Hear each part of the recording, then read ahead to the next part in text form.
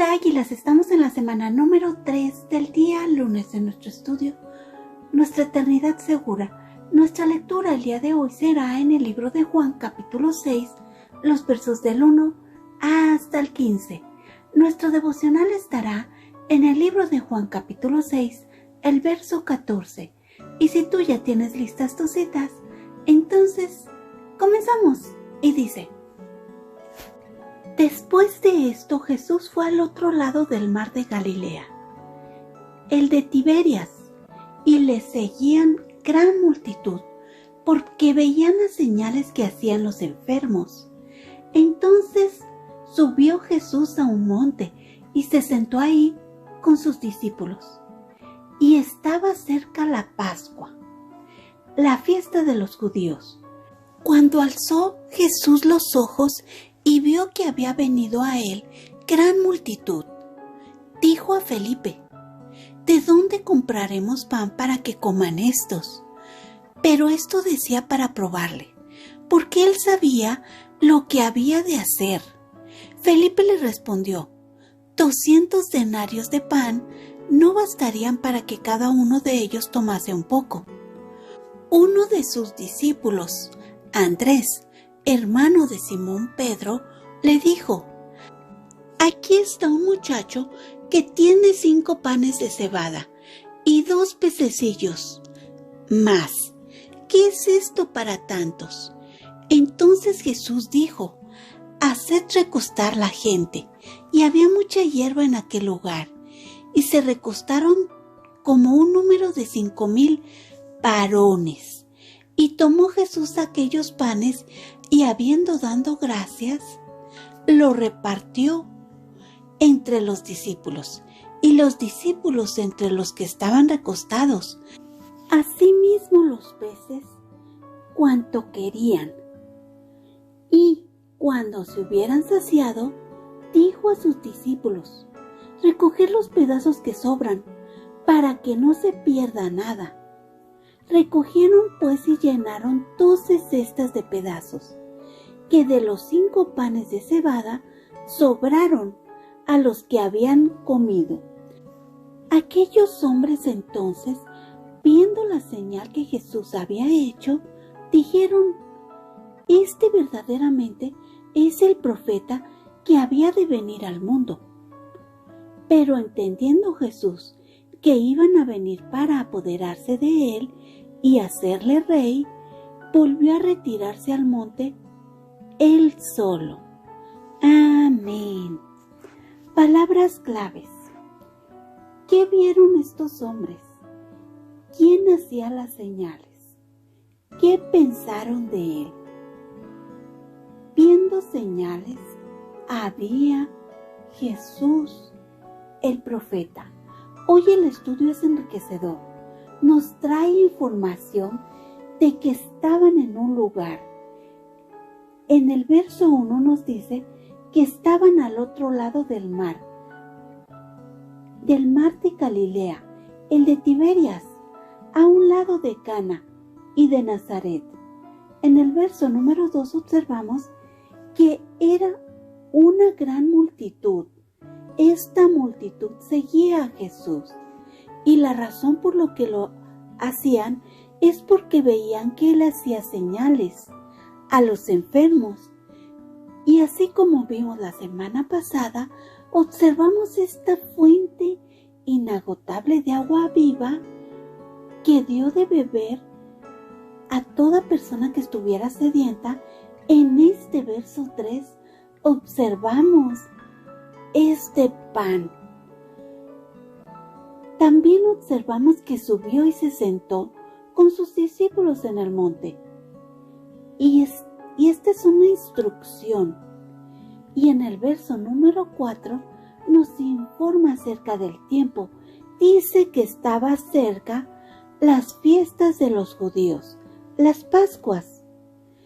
Y como tú te podrás recordar, que observamos que había transcurrido un cierto momento. La última vez que hablamos de las fiestas de las Pascuas fue en el capítulo 2 de este mismo estudio. Así que posiblemente había pasado ya un año y estaba ahí sentado con sus discípulos cuando él observó una gran multitud.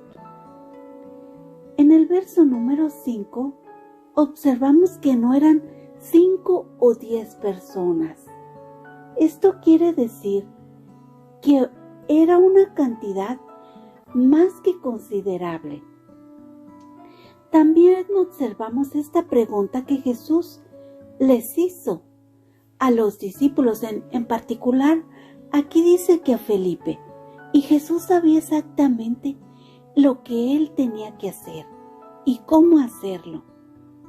Pero también era una pregunta que les demandaba fe, confianza. En los versos del 5 al 7 observamos enseñanza. Jesús no necesitaba comprar nada. Jesús esperaba que ellos buscaran en su interior y le dieran una respuesta espiritual. Observamos redención. En el verso número 9 hasta el 11, observamos cómo Jesús proveyó para esta gran multitud este alimento para su cuerpo físico, pero también para su espíritu, que como resultado dio la siguiente señal. En los versos del 12 al 15 observamos otra señal, así como en las bodas de Cana, que transformó el agua en vino. Aquí Jesús proveyó alimento para más de 5,000 hombres, más mujeres y niños. Observamos que Jesús estaba mostrando redención, aun cuando ellos seguían a Jesús por las señales que él hacía. Observamos en estos versos del 12 al 15 que Jesús les trajo de comer a estas personas y él estaba también diligente para que nadie se perdiera. En el verso 14 vemos que aun cuando ellos veían a Jesús como el profeta, no como el Mesías, Juan aquí nos revela que Jesús vino al mundo. No solo vino a los judíos, sino al mundo. En el verso número 15 observamos que Jesús sintió que ellos lo calificarían como rey y todavía no era el momento para que esto sucediera. Entonces vemos que él se retiró. Hoy el estudio me hace reflexionar en la provisión de Jesús, así como Dios proveyó para Israel cuando estaba en el desierto, así Jesús proveyó para todas estas personas. Y no solo les dio alimento físico, sino un alimento espiritual, un perdón, una necesidad que solo podía ser saciada por Jesús. Les mostró esta redención, les mostró amor, les mostró cuidado. Reflexiono en cómo Jesús proveyó para todos, pero también estaba atento para que nadie se perdiera. Reflexiono en cómo se dio para todo el mundo, no solo para unos cuantos. En nuestro corazón existe esta inquietud de llevar la palabra al mundo para que nadie se pierda. ¿Lo estamos haciendo como Él lo hizo? ¿Estamos compartiendo este plan de salvación para todo el mundo? Oremos. Amado Padre eterno, gracias por tu enseñanza hoy. Gracias por el pan de vida eterna. Gracias, Padre, porque no solo te diste por unos cuantos, sino te diste por todo el mundo. Te preocupaste para que todos comieran.